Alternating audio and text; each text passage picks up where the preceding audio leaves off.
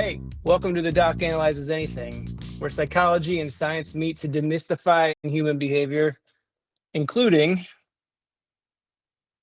making potion jars with moldy fruit and leaving them on the kitchen table. Uh, My kids do something similar to that. Brad's sister Taylor has a history of doing science experiments and just leaving it places and as a child. So we'll have to ask her about that sometime. Oh, yes. What are you referring to? I do not remember this. I know that she did one for like school and then didn't end up using it and then just found it months later and there was like a whole city growing in there, just like a Simpsons episode. So They like evolves. Yeah.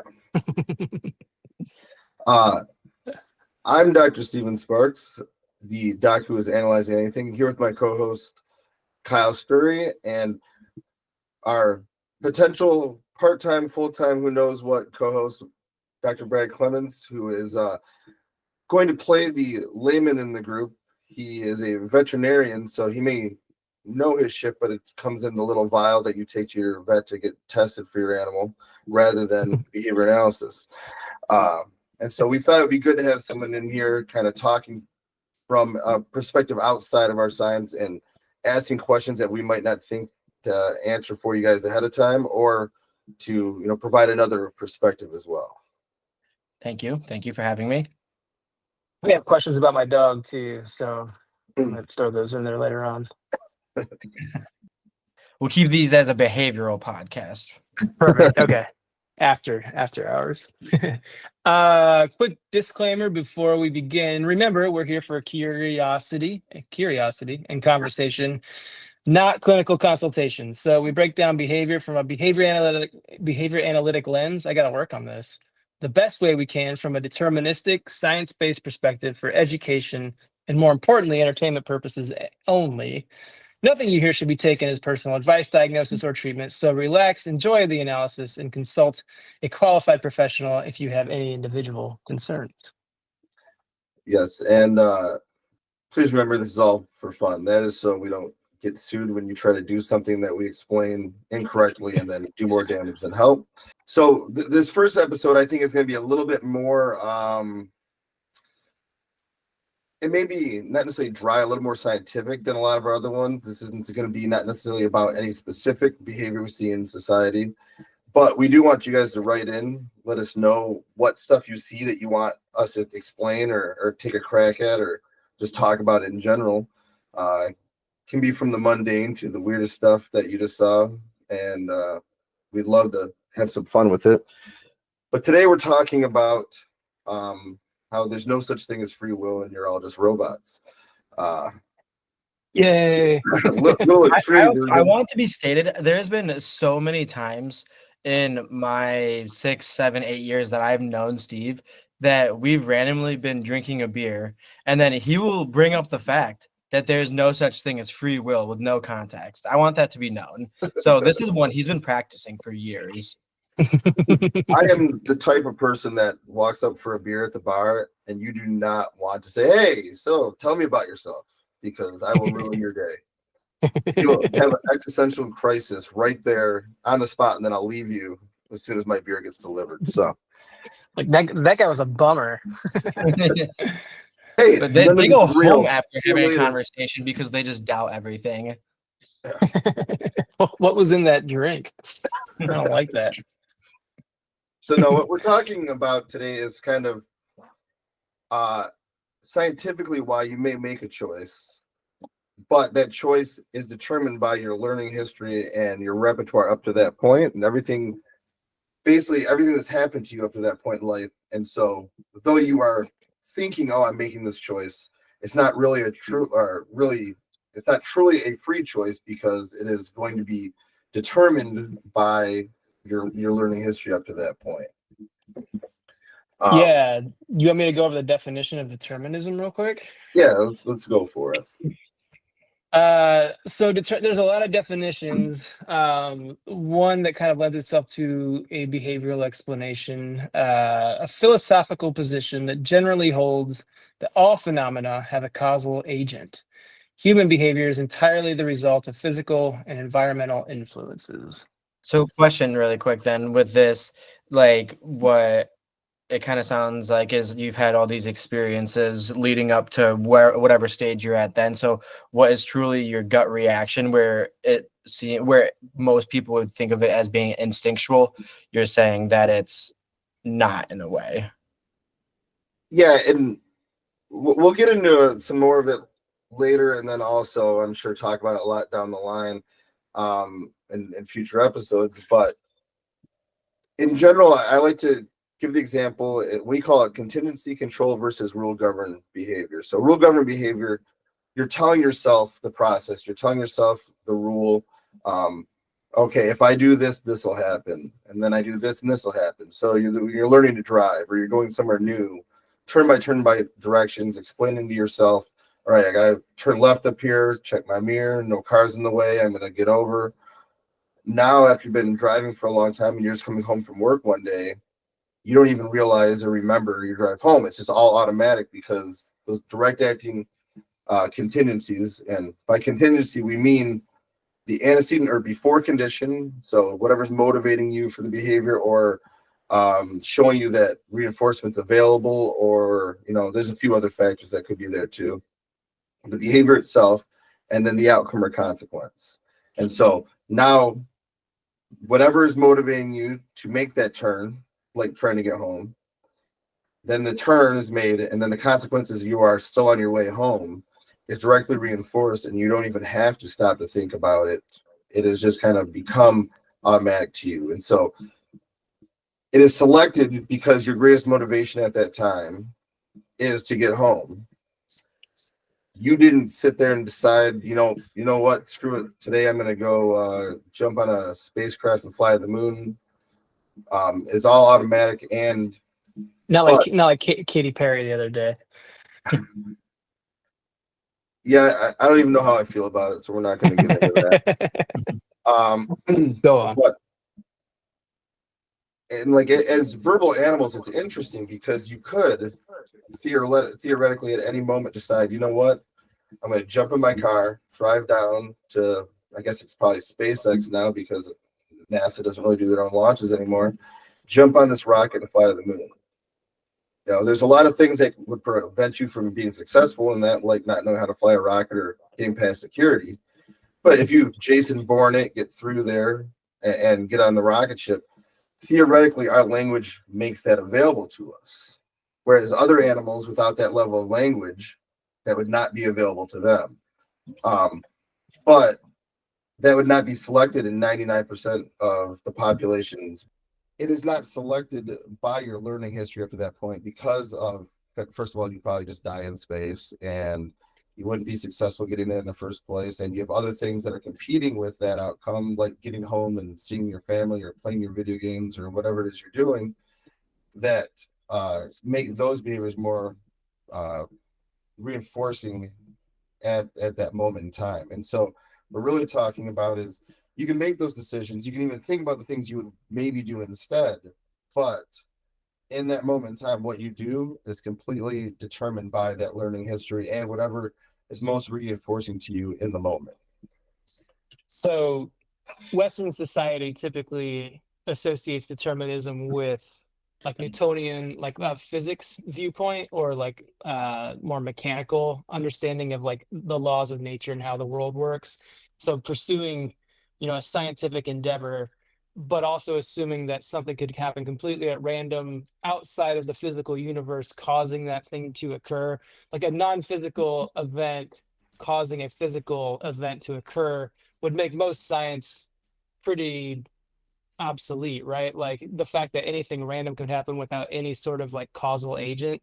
Yeah, and I was trying to look it up. There's a book by Stephen Hawking that I was reading a while back. It's been a few years now, where he talked about another scientist who thought there would be a great unifying theory that covered, the behavior of the cosmos, everything that happens on Earth, and including animal and human behavior, all kind of under the same theory.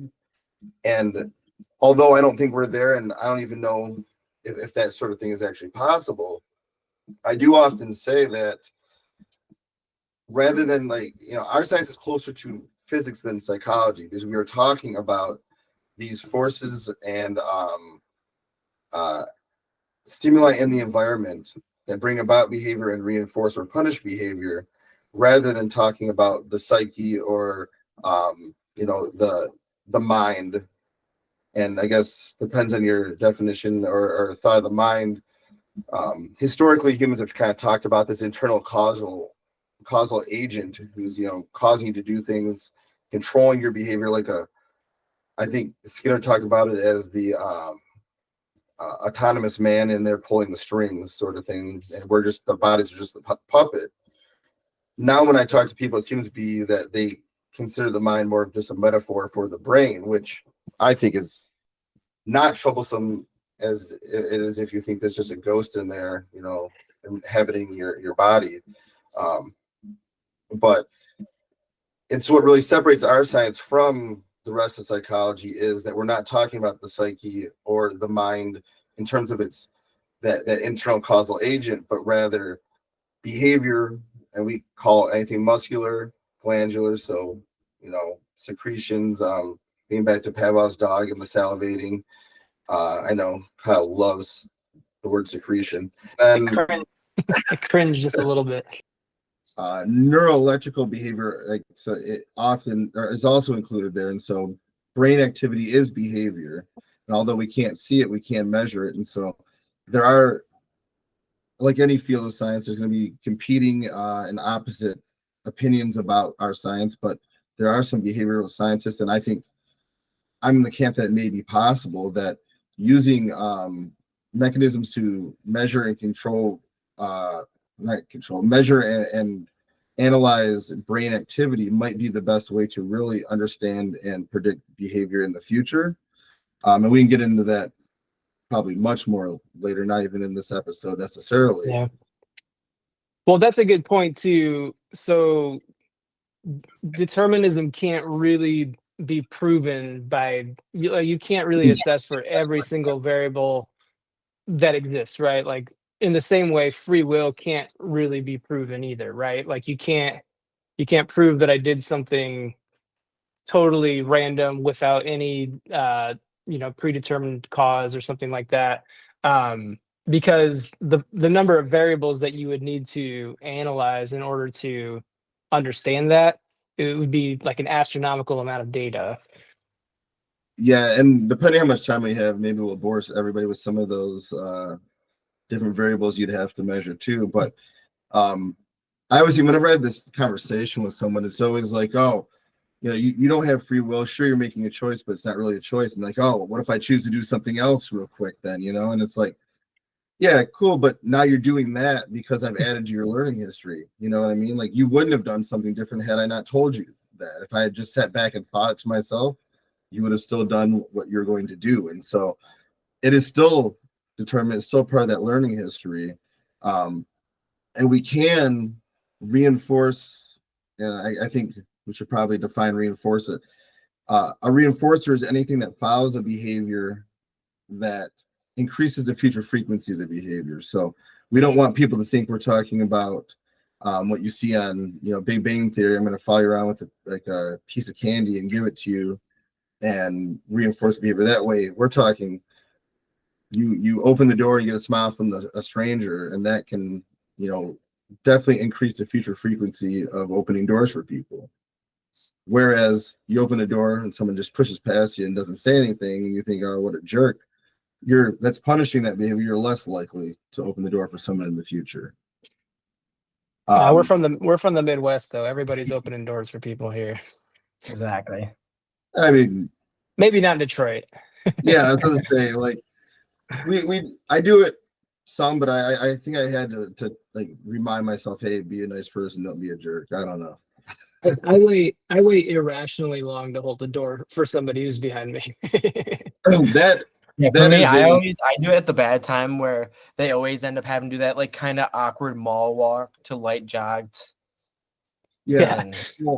And that's kind of the point too, I think, is that reinforcing or punishing now? Do you feel good, or now do you feel like a jerk for making them walk faster? And like, It's a balancing game. So I think I have a magic rule. If I could measure out 10 to 12 feet with my eyes like perfectly, if they're within that range, I will hold it. But then also my anxiety, just if I walk and let the door close, then I'm wondering what they think of me as a person.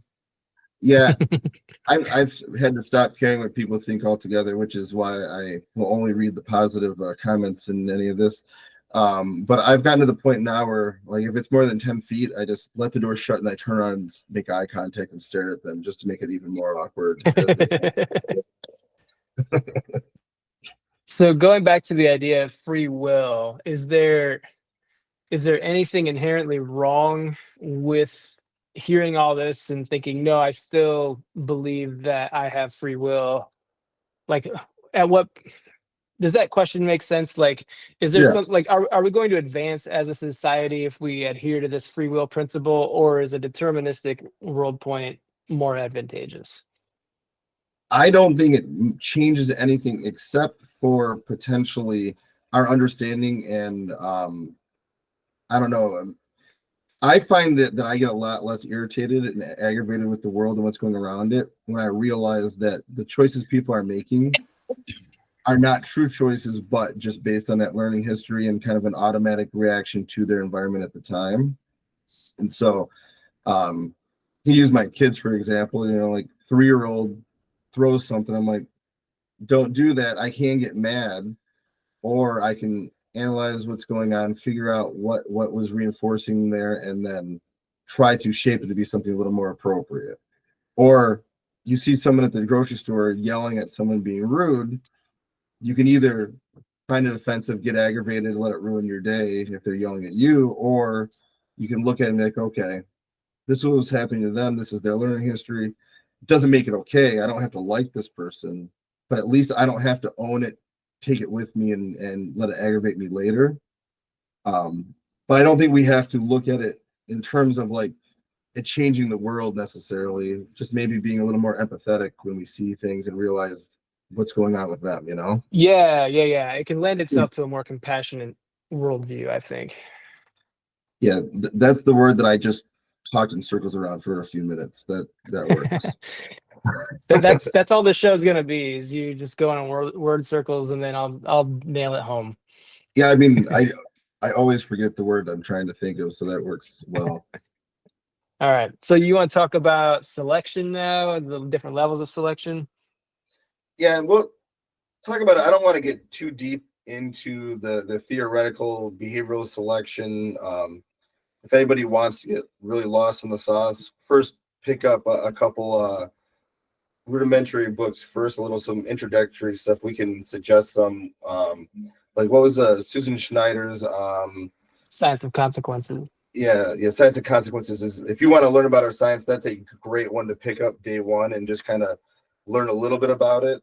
And then 20 textbooks later, then we'll get you what we're really talking about here. But like Dave Palmer's work is great, but you're going to need a couple years of reading before you're really grasping what he's getting at there. But selection, I think we can talk about in terms of what humanity and society thinks about selection. You know, we're thinking genetic selection. And Skinner actually talked about 3 levels of selection. And so there's the genetic selection, like we think about. There's societal or cultural selection, so the behaviors that society as a whole will find acceptable or decide they need to punish. And then you have your operant or individual selection, so the behavior of the individual that will be exhibited based on that level of selection. And what I find cool is that we're not the only scientists in the only field talking about this too. There's a book out called The Evolution in 4 Dimensions, in that one, by Jablonka and Lamb. And they're evolutionary theorists and geneticists who talk about it from a genetic side, but talk about the same levels, except they actually added in epigenetics. And so there's the gene selection through reproduction, which is your genetic selection. If you're more likely to survive and your genes are passed on, then that'll be selected through that process, and a lot of the mutations that end up maintaining are fairly random, and it just is by the luck of the draw. Does it help you survive? Does it not? Or did you happen to survive regardless? It didn't have any effect, but now this moves on. Then with the epigenetic, what they're talking about is individual genes that can be activated or deactivated by the environment, which I had not learned about until reading that book. And they say things like smoking or being under intense stress can activate certain genes that would not be activated otherwise. Now, that is selected in for that individual for at least a period of time or maybe ongoing. And then they also added in the cultural level and the behavioral level as well.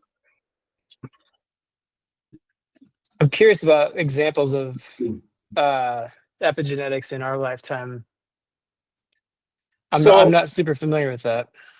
I'm going to make it up as I go here, because I don't know for sure.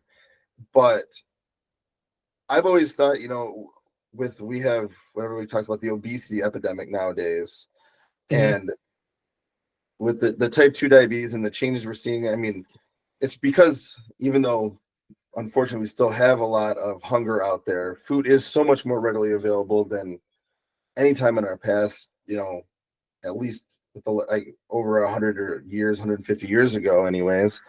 And so the food that is readily available, though, that's easy, quick, tends to have potentially negative effects on your body. And so you may have someone who throughout their life has no problem with weight gain whatsoever, but consuming lots of sugars, simple carbohydrates, things like that, seem to all of a sudden, and for lack of a better term, like flip a switch, and now all of a sudden they're struggling with their weight, and no matter how hard they try to eat healthy and diet, they continue to struggle. And so I would not be surprised if that's not an example of that epigenetic, where now you've activated a gene and now you're going to struggle to stay thin when historically you've never had that issue.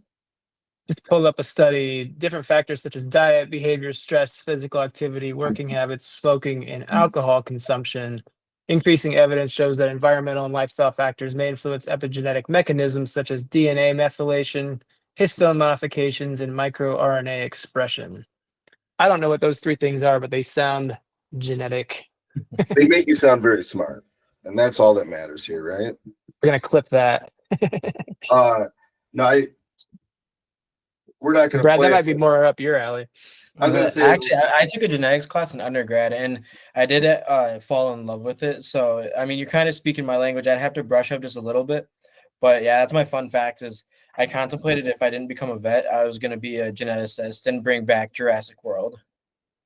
Well, that's a dream.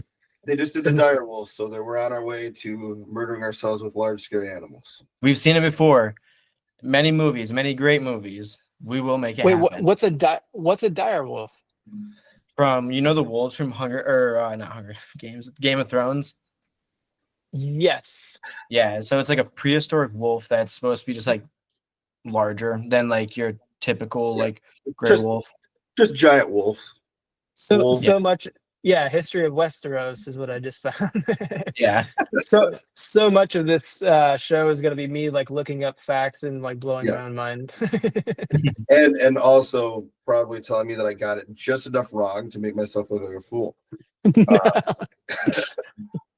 You're going back to those things that can affect, the epigenetics, though, and like we're not going to go into personal life and history, being like decision making or lack thereof, since it's all determined on my part. But I hit a lot of those boxes on that bingo card. You know what I mean? So, well, your mRNA.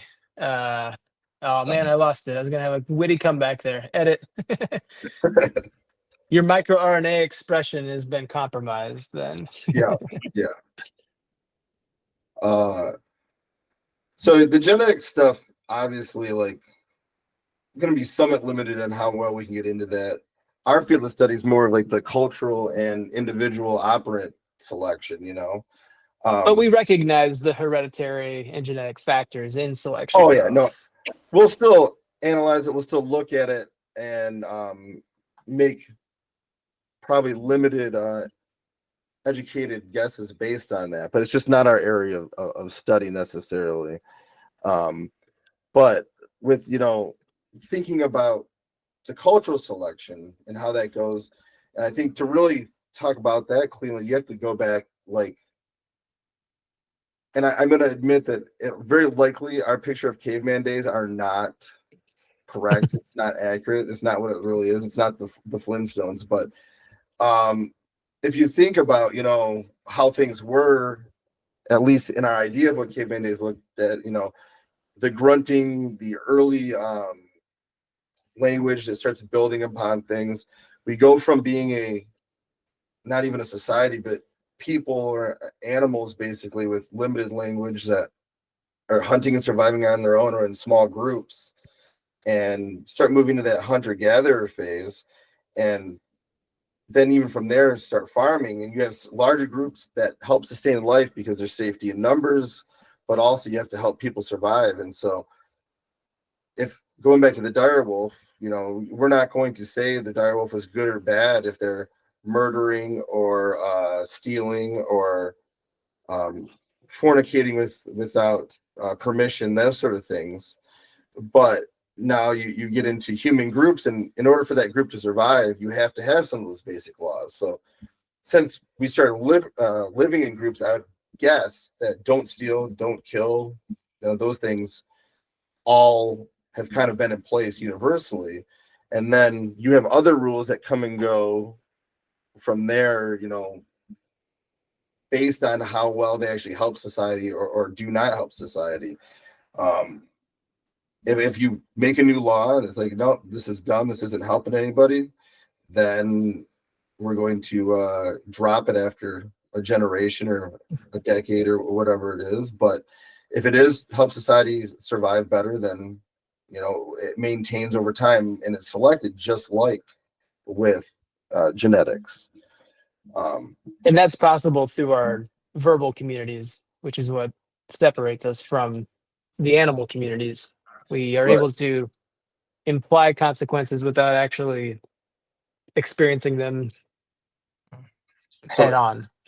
As I was talking there, because I had the idea randomly and did not prepare at all, I decided to do a quick Google search on some dumb laws just to throw out there so we can see as they will be not selected. Because things like environmental protections, that is necessary for sustaining life, of humans, especially when we look back 200 years and the rivers were just running with fecal matter and all other types of refuse. So let's try to put laws that either will just not be enforced or be selected out in general. Moose in Alaska, moose may not be viewed from an airplane. It is against the law according to this this organization's website. There goes my summer plans. You may hunt a bear in Alaska, but you may not wake it and take a picture for a photo opportunity. Of course, supposedly in Arizona, does it specify how the method of waking would be? No, just if it's sleeping. So if it's resting its eyes, then maybe you're all right, but you're gonna need a witness. We're talking we're talking REM cycles Yeah, here. yeah. We need to see that leg kicking before it's against the law. Donkeys cannot sleep in bathtubs in Arizona. So how dare you, Arizona, for not letting my donkey sleep in its bathtub? But those are the sort of things that it's just interesting to see that there was one issue, one time someone got pissed off, got the law made, and now it's like, this isn't actually helping society. Or then you have things like prohibition, where some may still argue that would be good for society, but we actually saw it was detrimental because people circumvented it. The jobs that were lost, the money lost in taxes, which no one likes to pay taxes, but that was supposedly anyways one of the ways that we helped get out of the Great Depression, were the large breweries being able to pay the taxes towards the government to help people. So that's if you subscribe to the teachings of the foods that made America, or whatever that show is that I was watching the other day. Great Yeah, show. It's just things come and go, and it is very much along the same processes that, you know, genetic selection occurs. It's an operant selection, you know, those ideals, rules, morals, and other things that society shapes and determines and accepts or does not accept is a big part of what, as a social and verbal animal, what like people will decide to do. So you have your earliest learning history, but if you do something that society says, oh, that's weird, don't do that, then it may or may not be punishing to you. Although sometimes just that reaction from people is reinforcing. That's why we often see the kid in the classroom is like class clown, teachers yelling at him thinking they're punishing the behavior, and really they're just feeding into it because that attention is reinforcing. But I think like a real obvious and easy example is with slang. You know, language evolves all the time for the individual and society, but if something is not accepted by the verbal community, then it won't be reinforced. And so we are always saying things that aren't quite right, or shorthand, or changing things up. And if the people around us say, yep, no, that makes sense, I get it, it works, we'll use it, then it'll stay in our repertoire and continue on. And if everyone's like, no, that's weird, or that doesn't make much sense, then, you know, it's selected out. And so that's why each generation gets more and more lost by what the younger people are saying, and then get that divide, like, oh, those damn kids and don't know what they're doing. I had to work twice as hard. Like, either that or they just use words you don't understand, you know? I find myself in my those damn kids era right now. I think I don't know what they're talking about, and I just want them to get off my lawn. See, Are you I'm sitting stuck. in your rocking chair while yelling at them? Yes, yep, with a cup of tea.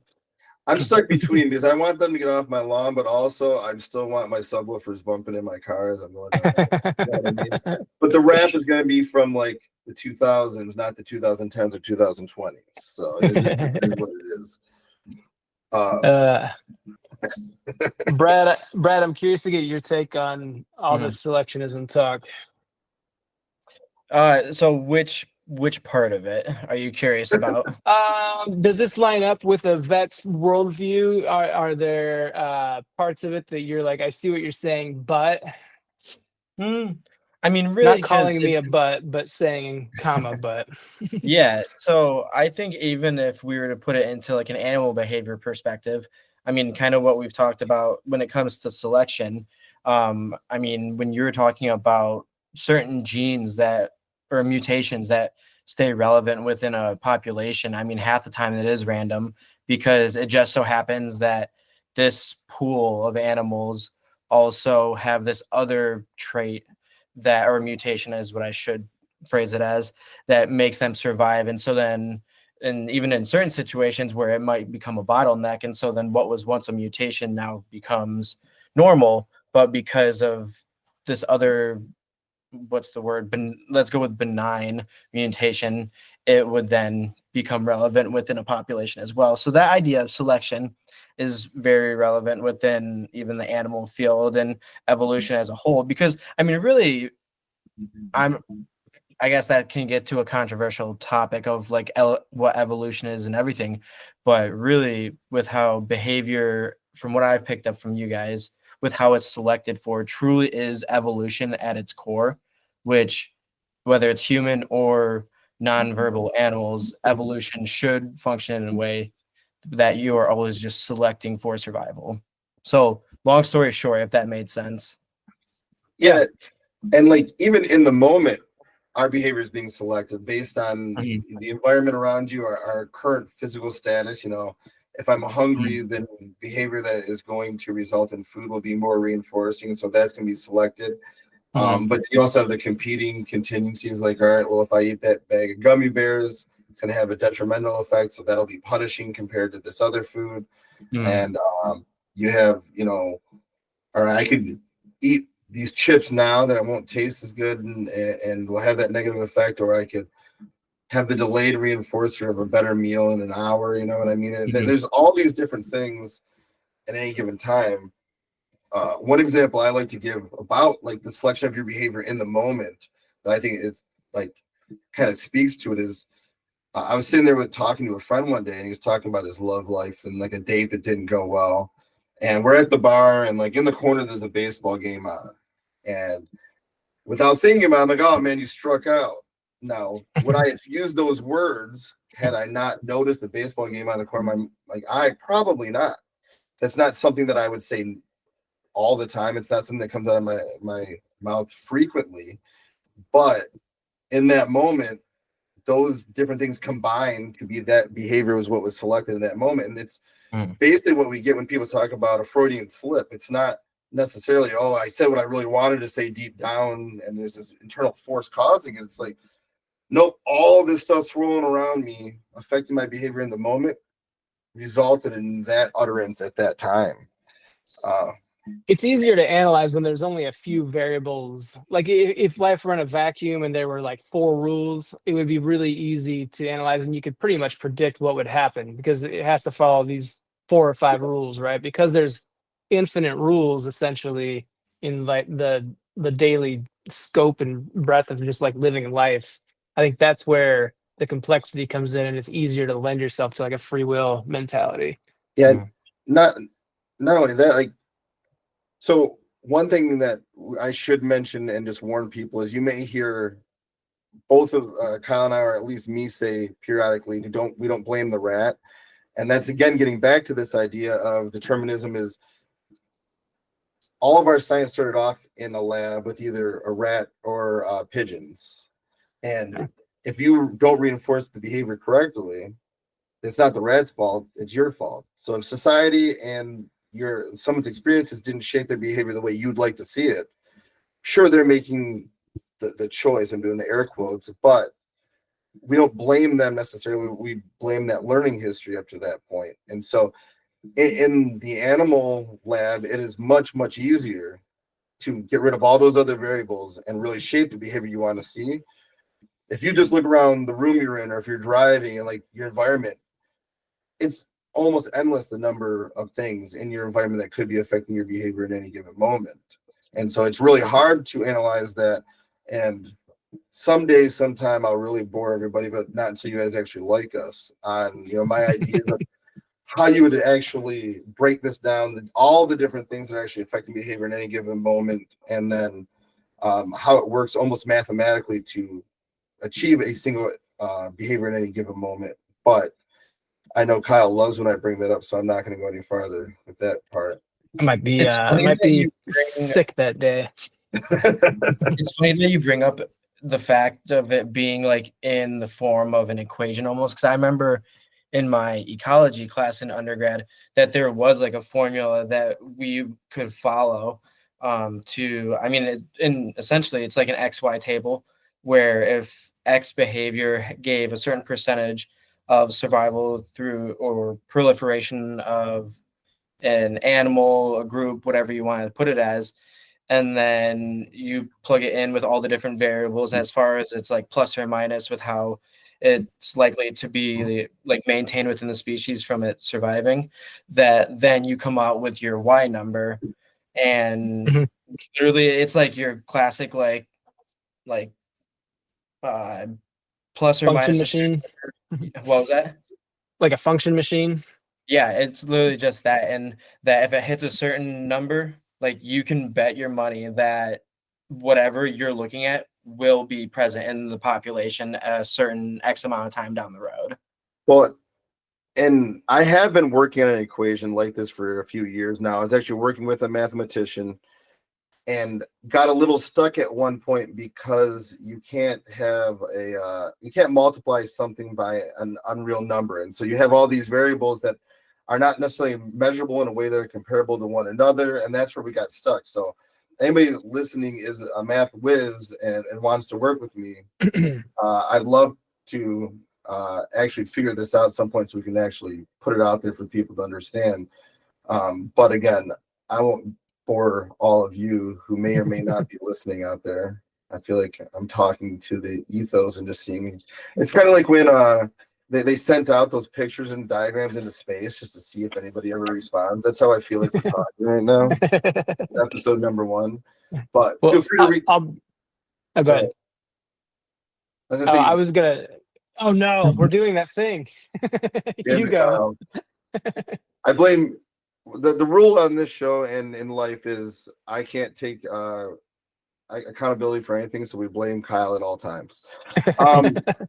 Yeah, but you email us at thedocanalyzesanything@gmail.com if you know math that well that you can correct my errors, is what I'm saying. Yeah, I want to read it. I don't know that I would be able to tell if it was right or wrong, but I want to read it. There is a pattern there, and it is mathematical, but I mean, we're talking about like, all right, motivation. So a change in your hunger levels, deprivation or satiation, will change behavior. How do you measure that compared to like the reinforcing value of one food versus another, or the fact that a change in the environment now signals that reinforcement is available compared to, before? That is where I touched on very briefly and coming full circle with it. Brain imaging and maybe even chemical analysis in the brain may determine how one thing affects behavior compared to another, and then actually let us measure that. But right now, we lack the ability to measure, one variable against another in a way that is meaningful. And that's always going to be part of the issue until we figure out how to do that. I was going to go back real quick to the strikeout example. I don't know what made me think of it, probably the strikeout example. But now that we're talking about things being strengthened in my momentary repertoire. But something I always thought is interesting too is, all right, you're having a beer, talking about that. You say strikeout because baseball's in the corner, and now all of a sudden you might even find yourself hungry for a hot dog or Cracker Jacks just because that's been paired with that baseball experience too. And so all of a sudden your friend's talking about, striking out or having a bad date, and you're like, I don't care what you're talking about, but let's go get a hot dog. You know what I mean? And like the way these things work and come about can seem so sporadic and make no sense, but they really are, all intertwined and logical if you have the ability to control the environment enough to break down what's actually happening. I think this gives like a good microcosm of what our analyses and our view of these things are going to be. And it's not going to be we're judging people's behavior. It's going to be, okay, let's analyze it. Let's break it down. Let's see what might be going on there. And we're going to try to be as not judgmental as possible. Although some of the things we talk about might strike people the wrong way because it goes against their view of how the world works, We're going to try to be as deterministic as possible in our analysis. Yeah, and not judgmental, because it's up to societal selection to determine what's okay or not us. And so we're just going to analyze it and put it out there, and then society can say, nope, that sucks because that's been shaped. I think those are uplifting words to end on. Are you sure you don't want me to end on the way I always want to end every episode? Oh, do it. All right. I always try to, we're going to talk about some heavy stuff sometimes. Sometimes it'll be positive. Sometimes it'll be much darker than this too. And depending on what people want to hear about. But I always try to tell everyone, maybe not my kids yet because they're only 1 and 3, but, you got to try to find the lighter side in life. Don't take this stuff too seriously. The world, there's always horrible stuff going on. But just remember that eventually the sun is going to go into its next phase, going to envelop the earth, and none of this will matter. So just try to enjoy the ride and have a good time today, I'm enlightened. On that note, thanks for listening to The Doc Analyzes Anything. See you later.